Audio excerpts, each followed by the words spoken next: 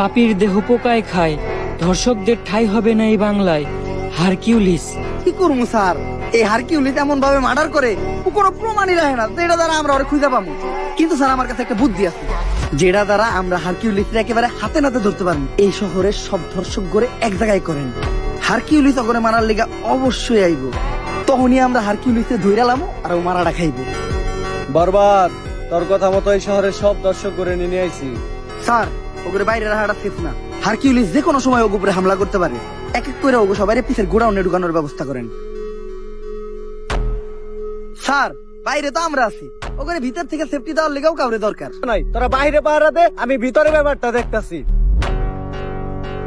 Sir শেষবারের মতো একটা কথা শুনে রাখেন, পাপীর দেহ পোকায় খায়, ধর্ষকদের ঠাঁই হবে না এই বাংলায়।